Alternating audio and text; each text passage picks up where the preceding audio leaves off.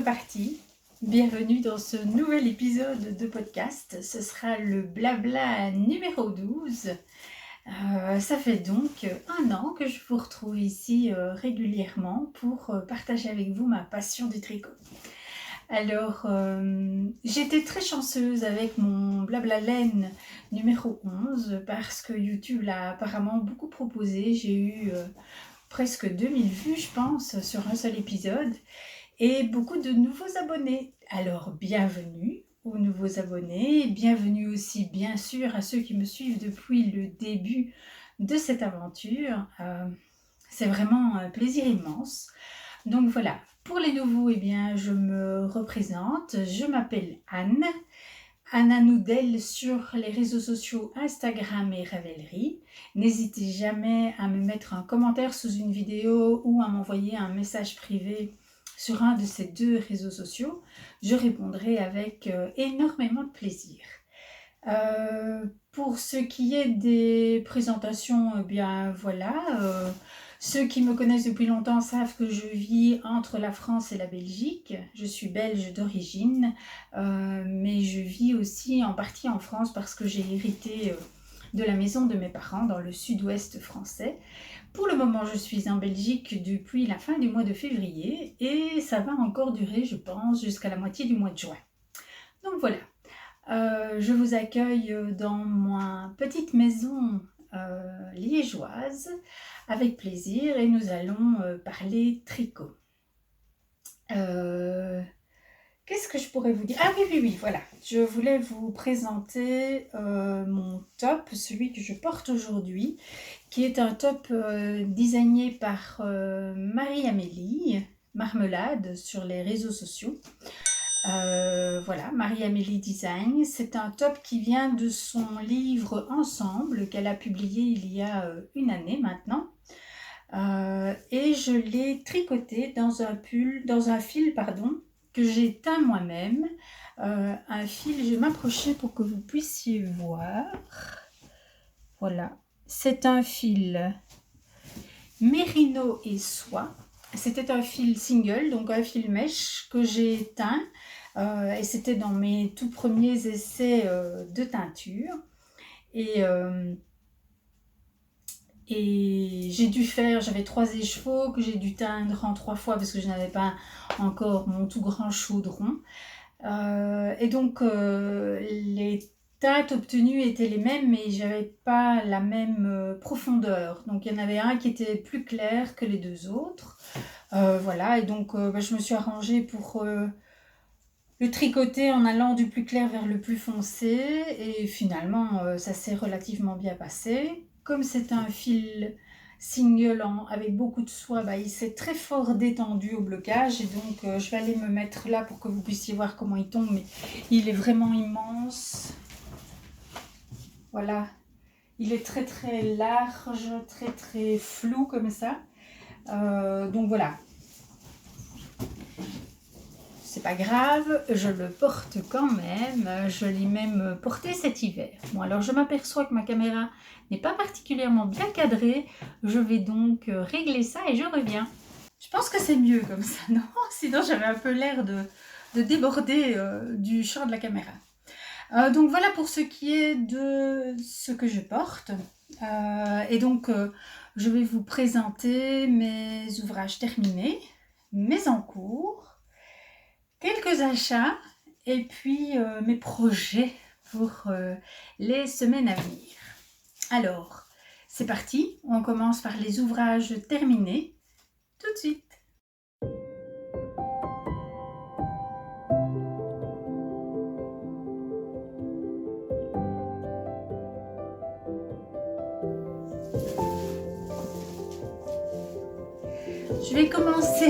Je vais commencer par un gros raté. C'est une paire de chaussettes. C'est ma paire de chaussettes étoile verte, tirée du livre 50 modèles de chaussettes comment les tenir. J'en parle dans le numéro précédent et je pense même avoir mis un lien pour trouver ce bouquin. Alors, comme vous pouvez le constater, la jambe est très très large. Et donc, comme dit mon mari, quand je la porte, eh ben, ça fait un peu comme une bottine qui est, voilà, toute large par rapport à ma cheville. Veuillez m'excuser. Je reprends. Donc, ça fait, cette cheville est vraiment très très large. Je recommence. Les chaussettes étoiles vertes, voilà. Vous voyez, la jambe est très large et donc quand je mets mon pied dedans, quand je l'enfile, je ne saurais pas vous le montrer parce que la caméra n'est pas disposée, mais je peux vous le montrer sur mon bras, vous allez voir, ça fait exactement la même chose, ça flotte. Voilà. Et ça flotte pareil sur ma jambe.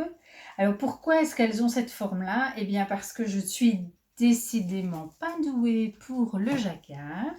La première chaussette, ça allait encore, mais la deuxième, le jacquard était tellement serré que je ne savais tout simplement pas passer mon coup de pied dans la chaussette. Alors, je me suis dit, ben, je vais étirer au blocage, et donc j'ai étiré au blocage, mais j'ai tellement étiré au blocage qu'au final, ben voilà, j'ai une petite bottine. Conclusion. Bah évidemment, je ne suis pas super contente. Donc, la paire de chaussettes n'ira pas dans ma boîte de bas 2021. Je vais... donc, je fais une petite parenthèse pour les personnes qui découvriraient ce podcast. Comme de nombreuses tricoteuses et à l'initiative d'une tricoteuse québécoise, mais dont je ne connais pas le nom, j'ai décidé en 2021 de me tricoter 12 paires de chaussettes que je mets dans une boîte que j'ai l'intention de déposer sous le sapin à Noël pour me les offrir. Donc c'est un cadeau à moi-même que je me fais au fil de l'année. Et donc bah, ces chaussettes étaient censées être les chaussettes du mois de mai parce que j'ai déjà 4 paires dans ma boîte à chaussettes, dans ma boîte de bas. Donc celle-ci était censée être celle du mois de mai, mais non, je ne vais pas les mettre dans ma boîte à chaussettes. Je vais quand même les garder et je pense que je les porterai, mais elles ne méritent pas d'entrer dans la boîte de bas. Voilà. Alors, c'est un fail au niveau du résultat final, mais c'était aussi un fail au niveau du tricot, parce que je n'ai pas du tout aimé. Mais c'est fou. Ça m'arrive très rarement de ne pas aimer un tricot dans lequel je me lance. Mais là, c'était vraiment pas agréable du tout. Alors la partie jacquard, oui, je me suis bien amusée, même si clairement je ne suis pas douée et qu'il va encore falloir que je m'entraîne beaucoup. Mais ça, cette partie-là, j'ai bien aimé. Par contre, la dentelle, je vous la montre de plus près. Voilà la dentelle. Je pense qu'elle doit être pleine de fautes. Je l'ai trouvée extrêmement désagréable à tricoter. D'abord parce que c'est une dentelle qui se termine par un jeté, et ça, je trouve que déjà ça, c'est pénible, quand vous vous retrouvez en fin de rang avec un jeté. Pour peu que vous soyez... En tout cas, moi, je me suis rendu compte que j'étais régulièrement distraite et que donc au rang suivant, le jeté était tombé. J'oubliais qu'il y avait un jeté en fin de rang et donc je ne le tricotais pas. Et donc, je me retrouvais le rang suivant avec une maille trop... Enfin, bref, j'ai pas trouvé ça amusant du tout. Mais alors, pas du tout. Donc voilà, gros fail pour les chaussettes. Hop, on oublie. J'ai quand même l'intention de refaire d'autres paires de chaussettes issues de ce livre. Alors, tout le livre, toutes les explications, ce sont des chaussettes tricotées à 4 aiguilles. Moi, je ne les tricote pas à 4 aiguilles, je les tricote en Magic Loop ou éventuellement avec les Crazy Trio de Hadi. Quand je peux les tricoter en numéro 2, c'est ce que je fais, parce que parfois je dois tricoter mes chaussettes en 1,75 ou en 1,50 parce que je tricote très très large. Et donc si je tricote des chaussettes pour moi avec un nombre de mailles 60 ou 64, il faut que je descende dans les numéros d'aiguilles, sinon les chaussettes sont vraiment beaucoup trop grandes. Donc quand je tricote les chaussettes avec des aiguilles numéro 2, j'utilise très souvent le Crazy Trio que j'aime beaucoup. Sinon, je fais un Magic Loop. Alors, passer des explications 4 aiguilles aux explications Magic Loop, aucun problème. Ça n'est vraiment pas compliqué. Par contre, voilà, la charte de dentelle ici était pas drôle du tout. Vraiment pas drôle. Donc voilà, j'oublie. Je ferai d'autres modèles. Mon mari m'a demandé de lui en tricoter une paire. Là, je suis en train de lui faire des chaussettes à la vanille, que vous verrez tout à l'heure. Parce que je n'ai encore jamais tricoté de chaussettes pour lui, donc j'aime bien d'abord faire une paire toute simple pour me rendre compte au niveau du nombre de mailles, etc., ce qu'il faut que je fasse. Et voilà, donc prochaine étape, ce sera lui faire une paire de chaussettes tirées avec un jacquard tiré de ce livre. Donc je vous en reparlerai, ce ne sera pas pour tout de suite. Alors, bien, je vais vous montrer les ouvrages terminés suivants. Il s'agit d'une série de bonnets que j'ai tricoté pour mes enfants, enfin ma fille, un de mes fils et l'amoureuse de ce dit fils.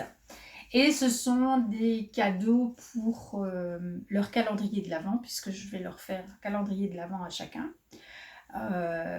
Et donc voilà. Alors ça, c'est le bonnet pour ma fille. Ce sont des Frankie Hat, dont j'ai aussi parlé dans le podcast précédent, parce que j'en avais fait 2, je pense, déjà. Bon, c'était des premiers essais, etc. Le Frankie Hat, c'est un patron de Jackie Verbeek, que vous pouvez trouver sur Ravelry, et c'est un patron gratuit. Et donc, moi, je l'aime beaucoup. J'ai fait quelques modifications sur ceux-ci. J'ai fait des bords doubles. Voilà. Et bah, c'est à peu près tout, je pense. Oui. Alors, celui-ci, c'est celui pour ma fille, qui a une tête un tout petit peu plus petite que moi. Donc, je vais quand même... Voilà. Et alors, je dois lui faire un pompon, parce que ma fille adore les bonnets à pompons. Mais j'ai acheté un appareil que je vous montrerai tout à l'heure pour faire les pompons, mais je ne l'ai pas encore fait. Donc, voilà, ça, c'est celui pour ma fille. Alors, j'aime énormément le... Et alors, ils ne sont pas bloqués, oui, voilà, je dois vous dire, ils ne sont pas bloqués. J'aime énormément le dessin de la mosaïque. Donc, ce n'est pas un jacquard, c'est de la mosaïque. Alors, c'est très amusant à tricoter. Je trouve que le rendu est magnifique.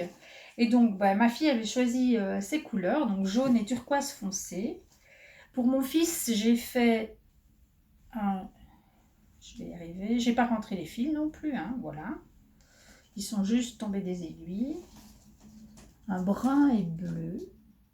Voilà. Alors celui-là, évidemment, est beaucoup plus grand. Il va être trop grand, beaucoup trop grand pour moi. Voilà. Mais voilà ce que ça donne. Alors, la bordure ne s'est pas bien mise. Donc en fait, pour faire la bordure double, j'ai fait à la moitié, j'ai fait un rang endroit, tout à l'endroit, pour que ça se plie correctement. Voilà. Et voilà, je pense que comme ça c'est mieux, ouais. Voilà, et alors je trouve, non, c'est pas encore parfait. Il me semble que le pli doit être un peu plus comme ça. Oui, il faudra quand même que je le bloque. Voilà.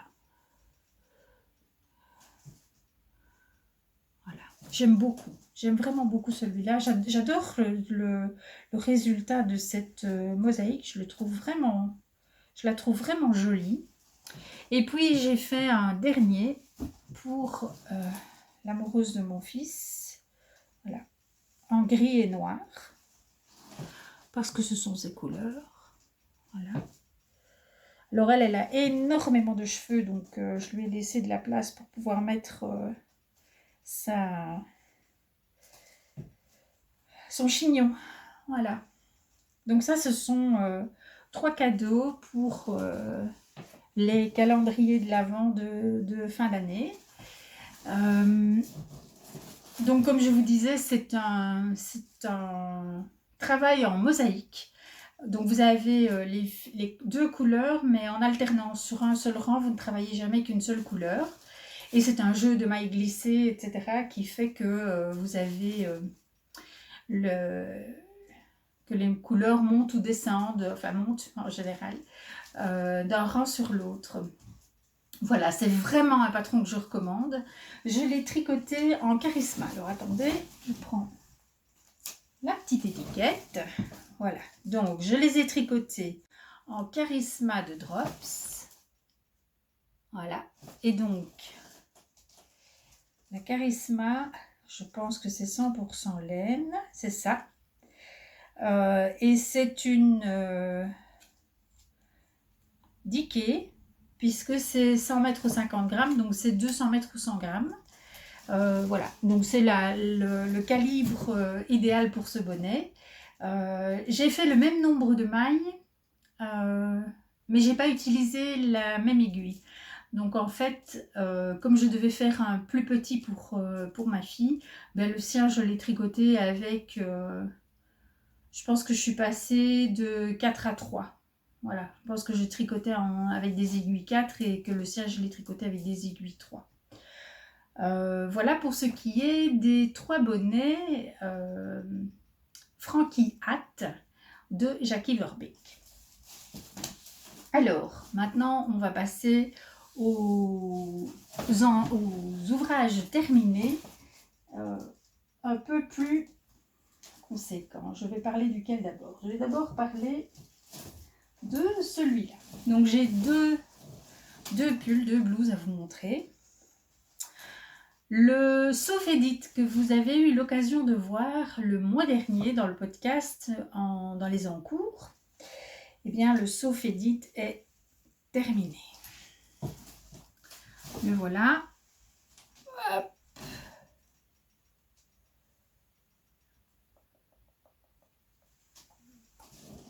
Voilà. Donc c'est un patron d'Andrea Mori. C'est un raglan. Il se commence très classiquement par l'encolure. On fait des... Allez, sur les épaules, je vais y arriver. Sur les épaules, vous avez du point mousse et tout le reste est en jersey. Donc dès le départ, c'est assez amusant à tricoter parce que vous devez alterner jersey et point mousse. Donc il y a des rangs où vous faites tout à l'endroit, des rangs où vous faites une partie à l'envers. Qu'est-ce que je peux dire d'autre? Oui, et puis évidemment, forcément, ce pull tout son intérêt est dans le jeu des couleurs. Je vous avais présenté mon choix de couleurs, pas au podcast précédent, mais à celui encore avant, puisque ce sont des couleurs que j'ai teint moi-même. Le fil, c'est un fil qui est en... attendez, je prends mes petites étiquettes pour ne pas dire de bêtises au niveau des pourcentages. C'est du BFL, de la soie et du cachemire. Voilà, c'est 70%, 70% de BFL, 20% de soie, 10% de cachemire. Voilà, et donc j'avais 400 grammes et j'ai mal calculé le changement avec la première couleur, entre la première et la deuxième couleur. Et donc j'ai eu trop peu de fil. Il me reste du fil de la toute première couleur, mais j'ai eu trop peu de fil pour faire des manches vraiment longues. Donc mes manches sont un peu courtes. sont des 3/4 ou des 7/8, enfin voilà. Une longueur que je n'aime pas de toute façon, mais je crois que ça ne m'empêchera pas de le porter parce que je le trouve vraiment gai, vraiment fun. J'adore le jeu de couleurs. Ça c'est vraiment... J'ai pris énormément de plaisir. Donc en fait, c'est vrai que c'est une Marie de Jersey, mais le fait de jouer avec les couleurs, ça c'est... En tout cas, moi, j'ai trouvé ça extrêmement plaisant.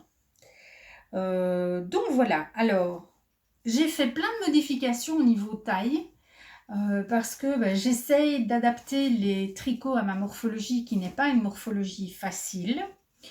Et donc, très souvent, quand je me base sur mon tour de poitrine, je me retrouve avec beaucoup trop de matière dans le dessus du corps. Et donc, j'ai décidé ici, je suis partie sur la taille médium. Donc en fait, non, parce que c'était pas des lettres, c'était des mesures. Donc je suis partie sur la taille, pas celle en dessous, mais celle encore en dessous. Donc j'étais 2 tailles en dessous de ma taille. J'ai fait tout le début comme ça, et puis progressivement, j'ai refait plein de calculs pour arriver progressivement à avoir le tour de poitrine avec l'aisance que je voulais. Et j'ai notamment rajouté des mailles après la séparation des manches et du corps. Et vous allez le voir, à l'essayage, maintenant que je me vois dedans, ce que je me dis, c'est que j'aurais dû encore descendre de 5 cm avant vraiment d'élargir. Voilà, il est comme il est, j'ai appris des choses.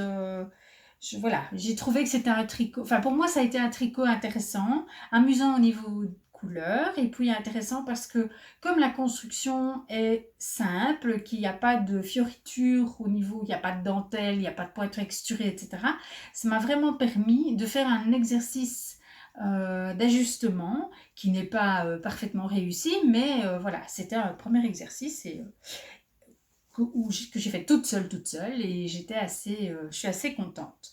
Donc voilà, je vais vous le passer pour que vous puissiez voir ce que ça donne. Je reviens tout de suite. Voilà, il a été lavé et bloqué. Donc, les manches sont bien allongées au blocage parce que avant elles m'arrivaient plutôt comme ça. Donc voilà, elles sont trop courtes, hein. Elles sont trop courtes. Enfin, parce que moi, j'aime bien les manches qui descendent sur la main. Voilà, alors, autre petit fail, enfin petit ou gros, ça dépend des points de vue, mais c'est que je ne sais pas si c'est moi qui me suis trompée en lisant les explications, ou si c'est conçu comme ça et que je ne suis clairement pas douée. Mais vous voyez, j'ai fait mes premiers croisements de fils ici, et rien à faire. Moi, dès l'instant où il faut croiser des fils, je suis vraiment pas douée. Donc, ça se voyait trop fort. Alors après, j'ai fait mes changements de fil sous le bras, ce qui me paraissait quand même plus discret. Donc voilà. Alors, je vais me lever, me mettre là pour que vous puissiez voir. Voilà. Donc voilà comment il tombe. Voilà. Alors, je suis contente parce qu'avec mes rangs raccourcis au niveau de la poitrine, j'ai réussi presque à l'équilibrer, à faire en sorte qu'il soit aussi long devant que derrière, parce que ça, c'est une chose voilà, qui est assez irritante, je trouve. D'avoir tout le temps le devant qui relève à cause de mon balcon fleuri. Et puis alors, voilà. Ici, vous voyez, j'ai rajouté beaucoup trop de mailles là. Je pense que j'aurais pu être beaucoup plus progressive. Voilà. Et même, je me demande s'il n'y en a pas tout simplement de trop. Voilà. Néanmoins, je l'aime bien. Et donc, je sais que je vais le porter. Et je me dis que c'est à peu près tout ce qui compte, hein, finalement. C'est qu'il me plaise et que je le porte. Le fil, évidemment, que vous dire? Du BFL, de la soie et du cachemire, c'est pas désagréable à porter. Donc là, moi, il est à même la peau, évidemment. Les pulls en fingering, pour moi, c'est important qu'ils soient dans des matières très très douces parce que je les porte comme blouse, comme t-shirt à manches longues. Je les porte vraiment beaucoup depuis, oui, je dirais d'octobre à avril au quotidien. Quand il fait très froid l'hiver, bah, j'en mets d'autres par-dessus, mais ce sont, voilà, ce sont des pulls que je porte énormément. Et, excusez-moi, j'ai des petits fils de laine en bouche. Donc je les porte énormément et je n'en ai pas encore tant que ça, donc voilà. C'est un pull qui sera beaucoup porté. J'aime vraiment beaucoup les couleurs. Voilà, oui, ici on voit bien que ça ne va pas, il y a trop de matière. Mais bon, c'est pas très grave. Enfin, je veux dire, j'ai appris et puis voilà, je ferai mieux la prochaine fois. Donc ça, c'était pour le Sauf Edith d'Andrea Mori. Qu'est-ce que je peux encore vous dire? Oui, que j'ai tellement adoré les variations de couleurs, etc., que je pense que je vais me faire un châle sur le...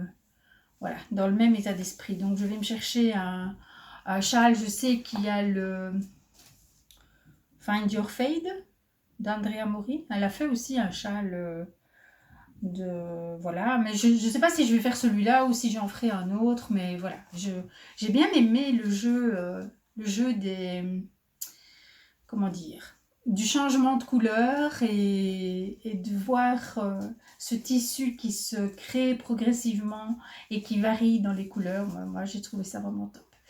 Donc voilà, je vais me faire probablement dans les mois à venir un châle dans cet état d'esprit.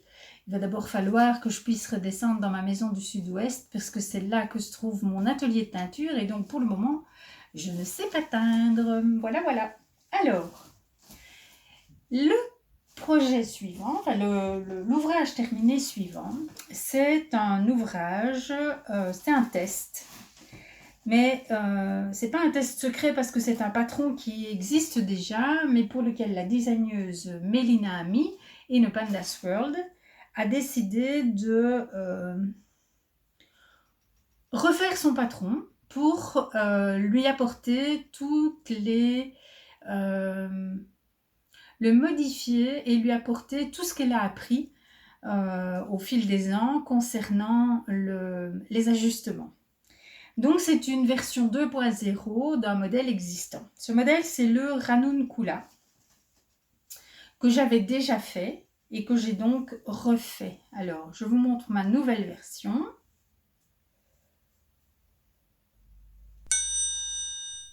Voilà, donc c'est un pull en fingering avec un très grand panneau de dentelle devant et derrière. Le voyez-vous? Oui, voilà. Donc c'est un panneau de dentelle triangulaire qui va donner une forme légèrement trapèze aux vêtements. Et c'est une construction en raglan. Voilà, construction en raglan, en colure en V. Ben voilà, c'est à peu près tout ce qu'il faut dire.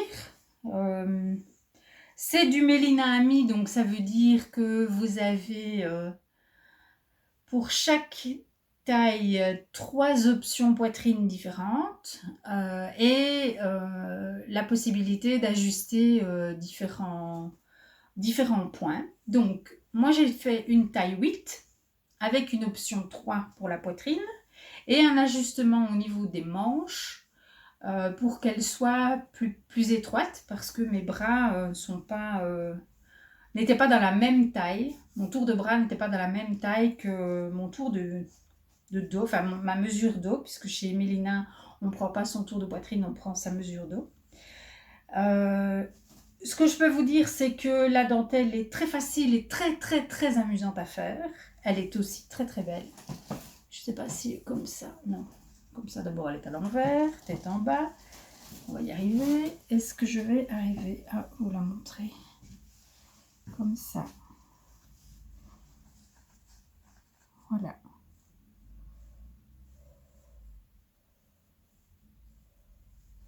Ça serait bien d'avoir quelque chose de clair en dessous. Hop. Je vais le plus simple, là, je vais le passer. Et comme ça, comme j'ai un pantalon clair, normalement, vous devriez bien voir la dentelle. Donc je le passe et je reviens.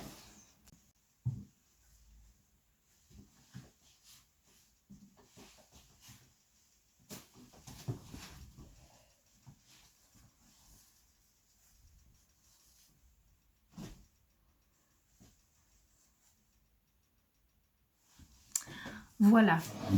Alors, vous voyez comme ce raglan tombe bien. Moi, je trouve que c'est extraordinaire. Voilà. Les manches sont très longues. Mais bon, c'était ce que je voulais. J'ai fait un rabattage très souple qui me permet de les relever. Je suis vraiment très contente du raglan, de la forme de l'encolure.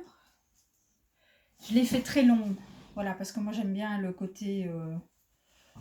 Oui, j'aime bien que ça fasse... Alors il y a un petit... Désolée pour le bruit. Ici, au blocage, voilà. La dentelle fait que... Je ne sais pas si ça se voit, oui. La dentelle fait que comme vous devez étirer la dentelle suffisamment pour qu'elle s'ouvre, au blocage, vous avez une espèce de pointe qui se met à gauche, à droite. Moi, je n'ai pas trouvé comment corriger ça, mais voilà. Je sais qu'au prochain lavage, je pourrais laisser mon pull tout simplement sécher à plat. La dentelle n'aura plus besoin d'être étirée de la même manière et donc voilà, ça, cette petite pointe va se résorber à ce moment-là. Alors c'était mon deuxième Ranuncula, donc je viens de faire le test pour la nouvelle version qui va sortir début mai, mais j'avais déjà fait un Ranuncula il y a quelques mois, donc l'ancienne version. Alors ce que je vous propose, c'est de le passer pour que vous puissiez voir les différences entre ces deux modèles. Ça vous dit ? Voilà. Et donc, on le voit tout de suite au niveau du raglan. L'ancienne version était beaucoup moins bien fitée. Voilà. Et ça, je trouve que c'est tout le merveilleux du travail de Mélina. C'est que quand on se lance dans un de ses patrons, on a vraiment plein... D'abord, on apprend plein de choses au niveau de l'ajustement, etc. Mais aussi, on a vraiment énormément de chance que ce projet, au final, tombe bien. Donc voilà, moi, j'avais ici beaucoup trop de tissu. Et donc, avec sa nouvelle façon de proposer des patrons, eh bien, j'ai pu choisir la taille en fonction de ma carrure d'os. Et puis faire un ajustement pour ma poitrine. Et du coup, tout ça, dans le nouveau modèle, je ne l'ai pas. Voilà. Et sinon c'est la même chose. Vous voyez ? Voilà. Et ici, on a déjà beaucoup moins la pointe, puisque je ne sais pas comment me mettre. Voilà. Ça se lisse quand même. Voilà. Mais par contre, il se relève sur le devant. Enfin voilà. Je trouve que d'un à l'autre, voilà, le patron a énormément gagné. Voilà, c'est un patron très très agréable à tricoter parce que vous avez toute la partie raglan qui est super bien détaillée, rang par rang, vous savez exactement ce que vous devez faire. Enfin voilà, pour moi c'est tip top. Donc vous avez toute la partie raglan, puis vous séparez le corps des manches. Et dès l'instant où vous séparez, vous commencez la dentelle. Et donc, en fait, c'est un tricot où on ne s'ennuie jamais. Bon, peut-être un petit peu quand on fait les manches. Allez. C'est vrai que les manches, elles sont toutes simples, elles sont en jersey, voilà. Mais sinon, c'est vraiment un tricot, je vais dire, qui est motivant parce que à chaque rang, on a des choses à faire. Enfin, moi, je trouve que c'est motivant. Alors celui-ci, je l'avais fait dans une laine que j'ai teint moi-même. Donc c'est le même fil. Je vais essayer d'être plus claire. C'est le même fil pour les deux modèles. C'est du 55% BFL, 45% soie. Et je les ai teints moi-même. Le bleu, je l'ai teint avec des colorants Greener Shade. Et celui-ci, je l'ai teint au lichen. l'année dernière. Et c'est une teinture, donc c'est une teinture naturelle que j'ai trouvé le lichen sur les branches d'arbres que j'élague dans mon jardin. Donc voilà, plutôt que de le brûler, je l'ai récupéré pour pour m'en servir en teinture. Le coloris qui est obtenu, voilà, c'est une espèce de vanille comme ça. J'aime bien, mais je trouve qu'il vieillit mal. Voilà, personnellement, je trouve pas que la couleur vieillisse très très bien. Je sais pas trop si ça se voit à la caméra, mais je trouve qu'il est... il me semble qu'il ternit au fil du temps. Et j'ai d'ailleurs écrit un article de blog pour ceux que ça intéresse sur la teinture au lichen. C'est une teinture qui est absolument nauséabonde. En termes d'odeur, c'est terrible, terrible, terrible. Alors le pull aujourd'hui il ne sent plus, donc la laine ne sent plus, là maintenant elle a déjà quand même été lavée 2 fois je pense, oui, je pense l'avoir lavée 2 fois. Et donc la dernière fois c'était avant-hier. Et bien ce que je remarque c'est que l'eau a toujours ce côté saumâtre et l'odeur, dès qu'on remouille la laine, l'odeur est de nouveau présente. Alors pas autant que quand on fait la teinture, mais quand même. Là, une fois sec, c'est fini, hein. Il n'y a plus cette odeur. Mais donc voilà, si un jour vous souhaitez vous lancer dans la teinture au lichen, voilà mon retour sur cette expérience. J'en referai probablement, mais j'attends de voir encore comment ce fil va vieillir avant de me lancer en refaire à nouveau. Parce que la couleur de base est belle, mais sinon, je trouve que ça ternit, qu'elle se ternit un peu. Voilà. Je pense que je vous ai tout dit concernant mes ouvrages terminés. Oui, c'est bien ça, j'ai tout dit. Alors, on va passer aux ouvrages en cours, maintenant.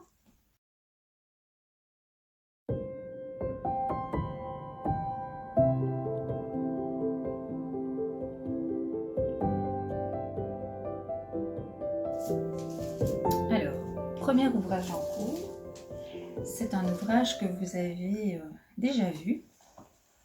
Non, je crois pas que je l'avais commencé, mais j'en ai parlé, ça faisait partie de mes projets. Il s'agit du Good Vibes de... Attends. Je vais faire les choses correctement. Hop. Je vais vous montrer la photo. Ce qui va me permettre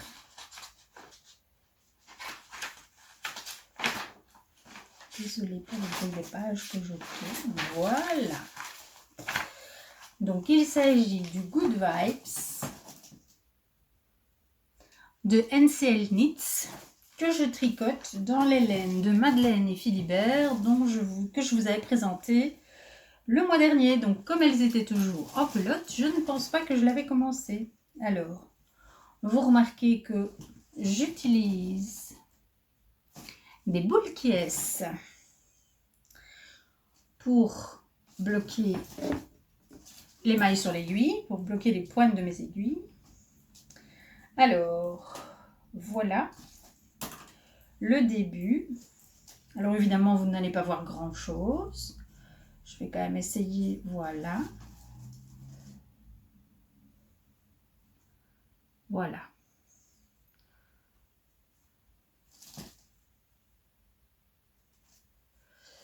Voilà ce que ça donne. Et donc, le reste est en... Voilà. C'est Waterloo et Rome, les couleurs. Rome pour le jaune, Waterloo pour le brun. Enfin, brun. Plutôt caramel que brun. Hein. Ouais. Voilà. Alors, ce patron n'est pas du tout un tricot kiff pour moi. En fait, chaque stripes, donc chaque rayure fait une quinzaine de rangs à peu près, et dans le patron, vous avez rang 1, faites ceci, rang 2, 4, 10, faites ça, rang 3, faites ça, rang 5, 7, 9, faites ça. Et en fait, pour moi, et je dis bien c'est juste pour moi, c'est absolument illisible. Je ne sais absolument pas tricoter en suivant un patron comme ça où je dois monter des sortes dans les lignes.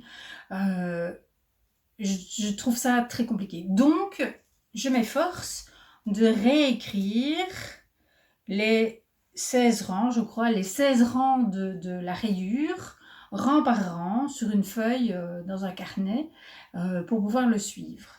Et je trouve ça assez fastidieux. En même temps, je comprends que ça soit rédigé de cette façon-là, parce que c'est un gain de place. Le patron fait déjà un certain nombre de pages quand même. Et je me rends bien compte que si elle avait dû écrire chaque ligne de chaque... Oui, le patron fait...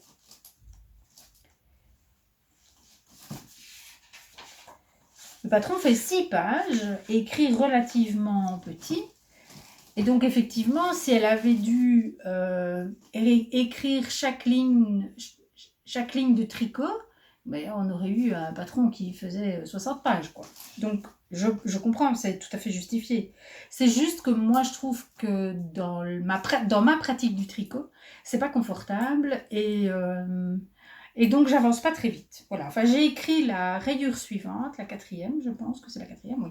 J'ai écrit la 4e rayure, mais il y a déjà bien 4 jours que je l'ai écrite et j'ai toujours pas tricoté. Parce que, voilà. Donc, c'est vraiment pas un tricot kiff pour moi. Maintenant, j'espère que le résultat me plaira. Ça, ben, je sais pas, on verra bien.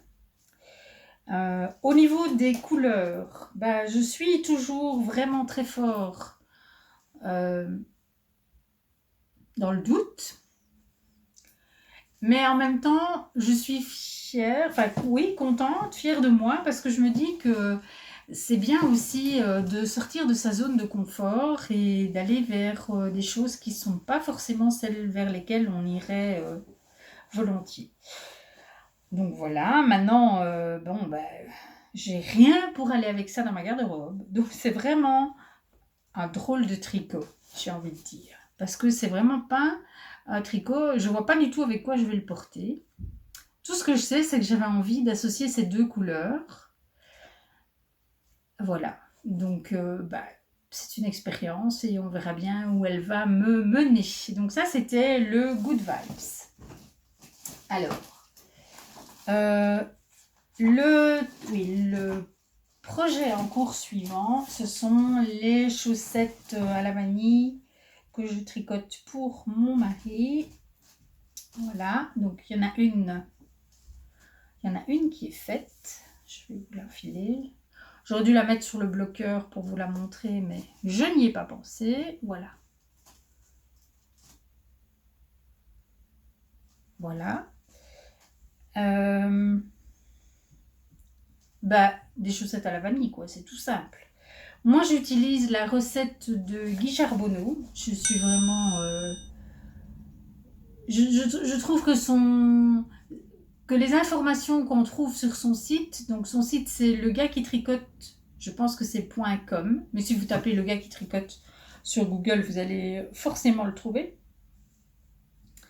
Je trouve que la façon qu'il a d'organiser les informations il a créé des fiches qui vous permettent de suivre tout simplement en complétant en fonction de votre pointure. Donc je vais retrouver la feuille que j'ai fait pour mon mari. Voilà. Donc vous avez des instructions. Et en fonction de la pointure de la chaussette que vous allez tricoter, eh bien, vous reportez un certain nombre de mesures sur la feuille d'instruction et puis vous n'avez plus qu'à suivre. Moi, je trouve ça royal. Et donc, quand je fais une paire de chaussettes j'ai fait pour mon fils l'année dernière, voilà, maintenant je fais pour mon mari. Je commence toujours par faire une paire de chaussettes à sa manière à lui, parce que ça me donne toute une série d'informations concernant la largeur, la longueur, etc. Et ça m'est utile pour les paires de chaussettes suivantes, pour choisir les tailles, notamment dans les patrons. Donc voilà, la première est faite, la deuxième est en route. Alors j'utilise la laine autorayante, une laine autorayante que j'ai achetée en kit chez Aldi, mais en France, voilà, dans le sud. Voilà, les étiquettes. Voilà. Et c'est, je pense, 75%, 75% de laine et 25% de polyamide, donc de nylon. 210 mètres au 50 grammes, donc c'est une light fingering. Et voilà, donc j'ai associé, donc j'ai mis la foncée pour faire la pointe, le talon et la bordure, et la rayée pour faire le corps de la chaussette. Moi personnellement, ça ne me dérange pas que les chaussettes rayées soient différentes, donc voilà, je ne me prends pas la tête, je ne fais pas un long tube, etc. parce que j'aime vraiment les talons à gousset, donc je trouve que c'est beaucoup plus confortable. Donc voilà, donc la deuxième n'est pas la même que la première, mais ça ne me dérange pas. Voilà, donc ça, ce sera fini très rapidement, hein. Voilà, je vais pouvoir commencer ma paire de chaussettes du mois de mai, après ça. Et puis alors, mon dernier en cours, je ne sais pas du tout si je vous en avais parlé, parce que je ne sais plus si j'avais déjà envie de faire ce projet quand on s'est vu la dernière fois. Donc, ici, qu'est-ce que j'ai fait de mon carnet? Il est là. Je suis en train de tricoter un premier, parce qu'à mon avis, je vais en faire d'autres. Je suis vraiment sûre que je vais en faire d'autres. Un premier ranunculus. Alors, je passe du ranuncula au ranunculus, c'est vraiment le mois des renoncules chez moi.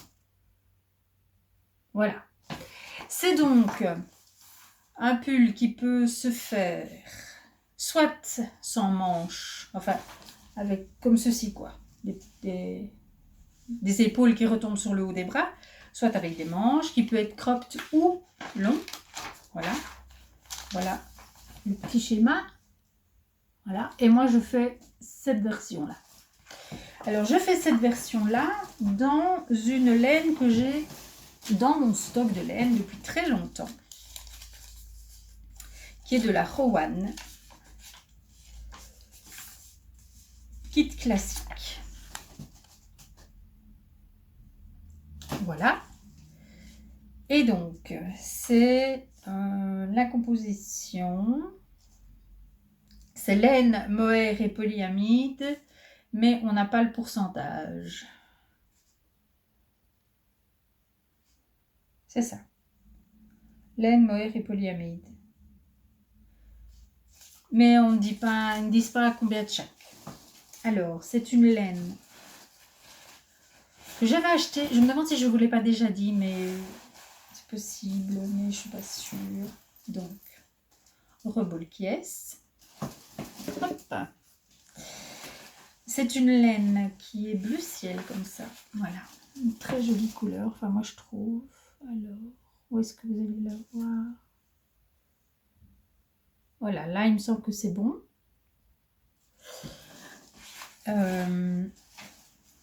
Et donc,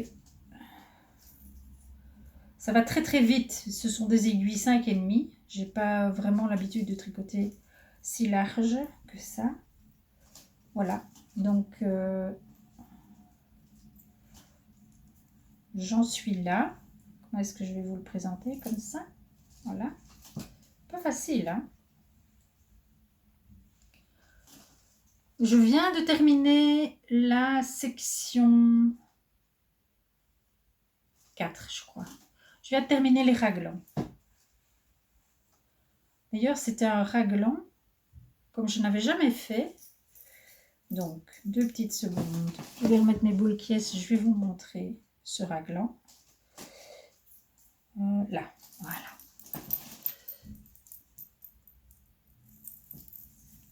Voilà, et c'est fait, je sais pas si vous voyez, ouais.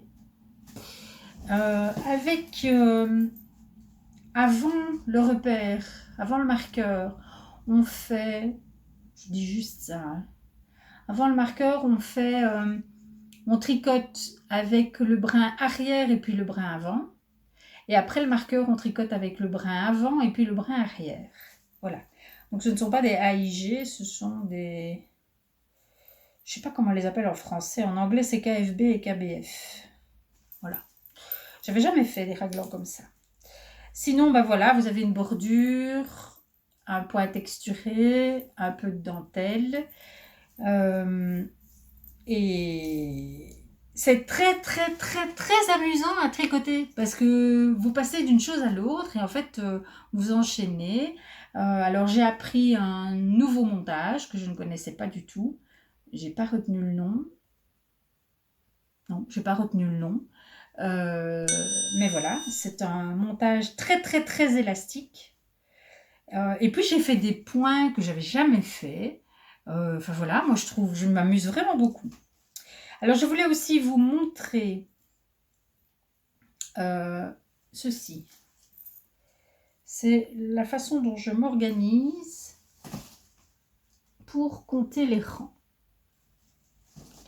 Parce que je me suis aperçue que dans certaines circonstances, devoir noter chaque rang à chaque fois que je l'ai tricoté, dans certaines circonstances, j'apprécie pas. Notamment quand je tricote le soir en regardant un film avec ma famille. On est tous ensemble et le fait d'avoir besoin d'un support pour pouvoir noter, etc., c'est gênant. Et donc, j'ai repris l'idée du contre en bijoux. Alors, j'adore les contres en bijoux, je trouve ça magnifique et je rêve d'en avoir, même de les collectionner tellement je trouve ça beau, mais je n'en ai pas encore. Et donc, en fait, le contre en bijoux, c'est une chaînette sur laquelle vous venez accrocher avec un repère avec un mousqueton et à chaque rang, vous montez d'un maillon.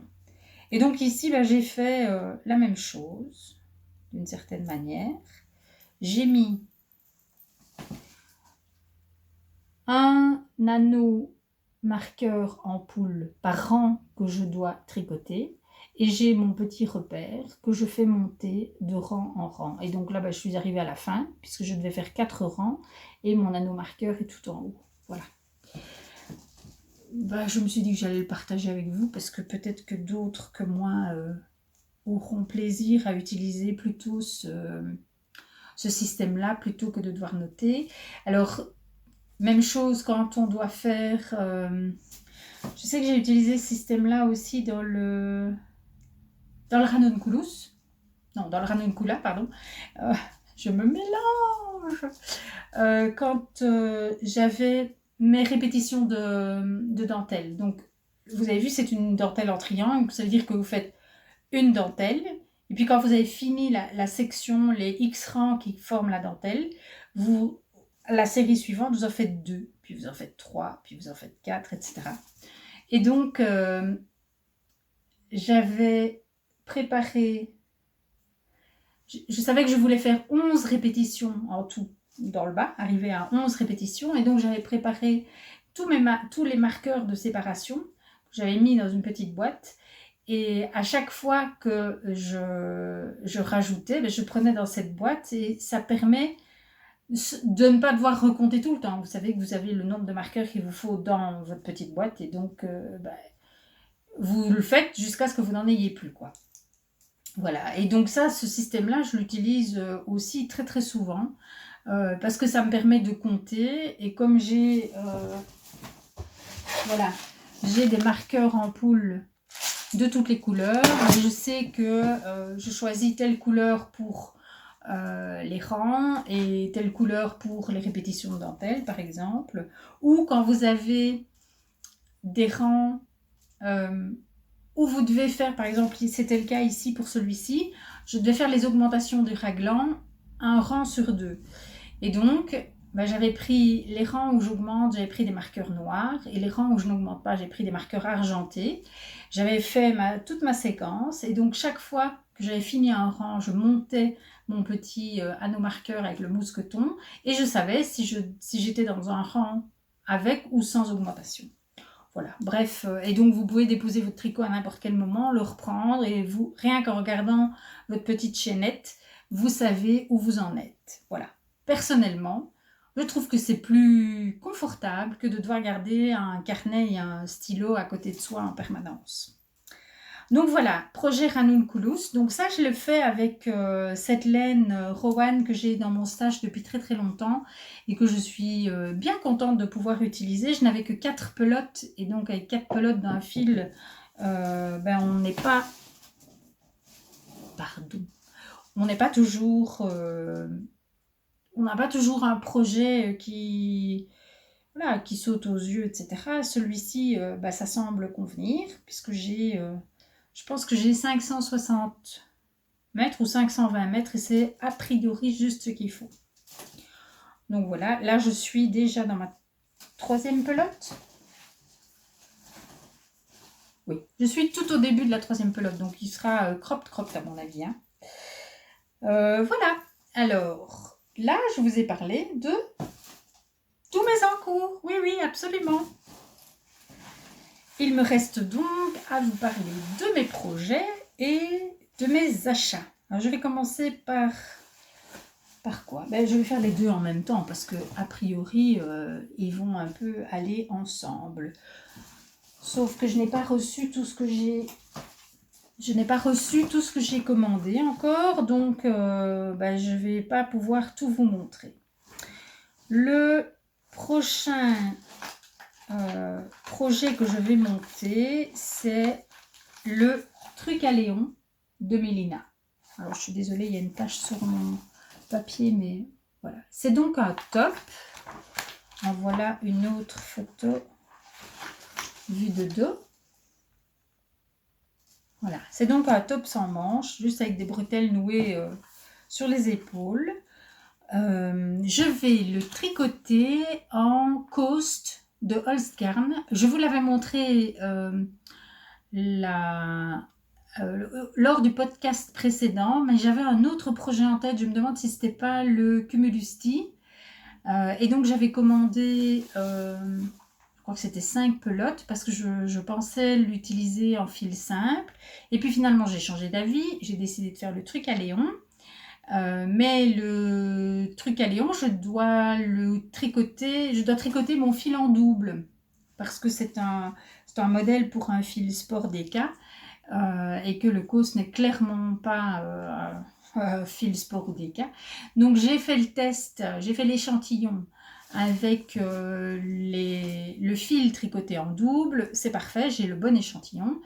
Mais je n'avais du coup pas assez de fil. Donc j'ai recommandé du Coast dans cette couleur-là pour pouvoir faire le truc à Léon.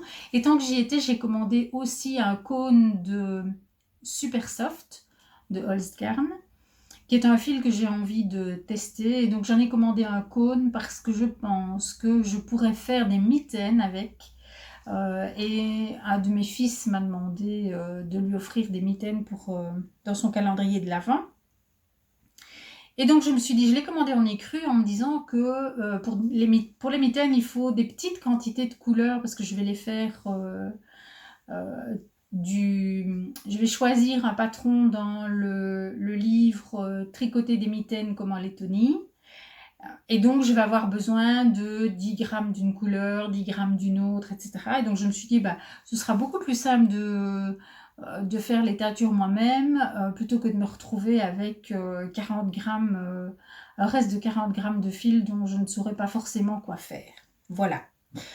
Donc, tout ça, c'est pour vous dire que j'ai une commande de chez Holzgarn qui est en route, mais qui n'est pas encore arrivée. Donc, je ne sais pas vous la montrer. Et ce sera en partie pour faire le truc à Léon. Donc ça, c'est le premier top que j'ai l'intention de faire. Et j'ai l'intention de me refaire un deuxième Ranunculus en lin. Le lin de chez Dererum Natura, c'est le fil qui s'appelle Antigone. Malheureusement, le coloris que je souhaite utiliser n'est pas en stock pour le moment, donc j'attends qu'il rentre pour pouvoir le commander. Et en attendant, je m'entraîne sur mon fil Rowan, ce qui est bien, parce que comme ça, j'aurais déjà fait une fois le modèle, je saurai vers quoi je vais. Ça me paraît être plus sécurisant, rassurant, voilà. Donc ça, ce sont mes 2 prochains projets. Je n'ai pas encore vraiment de projet châle. Il y en a un qui me tente. C'est un châle en lace, donc très très léger. Mais je réfléchis là et je ne me souviens pas du nom. Donc, je ne vais pas en parler maintenant. Je me dis que ce serait pas mal pour l'été d'avoir un châle très léger. Et sinon, ma prochaine paire de chaussettes, eh bien, je vais la tricoter. Donc, ce sera ma paire de chaussettes pour ma boîte de bas pour le mois de mai. Et je vais tricoter de la laine de chez Tricot et Stitch. J'ai fait une première commande. J'ai été séduite par son coloris du mois. Et donc, je le prends et je vous le montre. Voilà. Donc, son coloris du mois qui s'appelle Gourmandise.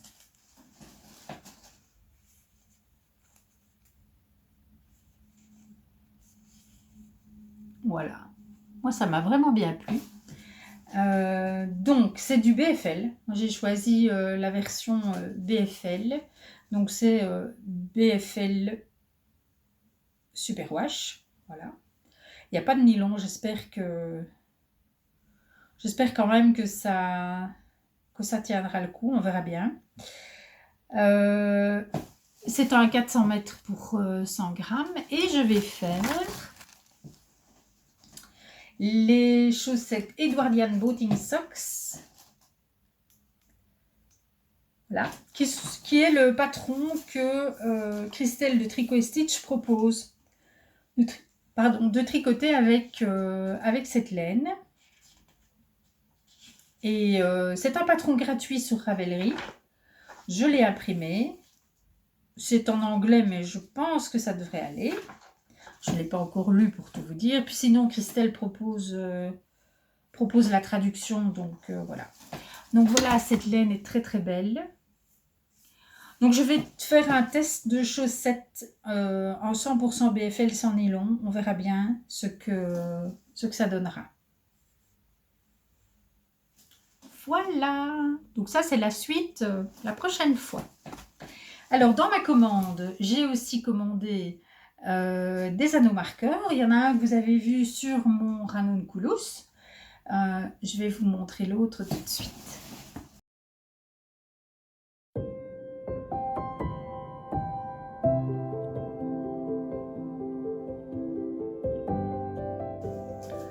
Voilà. Et donc, vous avez pu voir sur Instagram, j'ai posté des photos de l'emballage, enfin de la commande telle que je l'ai reçue. Donc, avec un petit mot de remerciement et un petit anneau marqueur. Voilà. Et ici, le deuxième. Oh, ça bouge. Attendez, on va essayer de le calmer un peu. Voilà. Voilà, et donc j'en ai un bleu-vert que vous avez vu sur le ranunculus et puis un orangé avec des petits mousquetons. Donc c'est pratique pour le faire grimper sur mes chaînes de tricot. Voilà. Est-ce que je vous ai tout dit? Eh bien, je crois que oui. C'est chouette, hein? Qu'est-ce que je voulais dire encore? Une petite chose. Une petite chose, mais je ne sais plus laquelle. Ah si, non, j'ai oublié de vous dire un truc. J'ai acheté, je suis allée chez Zeman et j'ai acheté cette pelote de mérino. Enfin, j'en ai pas pris qu'une, hein, j'en ai pris une dizaine. En fait, j'ai beaucoup aimé la couleur. Une espèce de beige rosé comme ça. Voilà. Et voilà, je me suis dit, bah tiens, je vais tester le mérino de Zeman. Parce que, bah voilà, c'est peut-être pas C'est sûr que c'est une laine dont on ne connaît pas l'origine, je suis tout à fait d'accord. Mais tout le monde n'a pas les moyens non plus de s'acheter des écheveaux à 22 ou 25 euros les chevaux pour tricoter. Et, euh, et voilà, j'avais envie de tester. Donc j'ai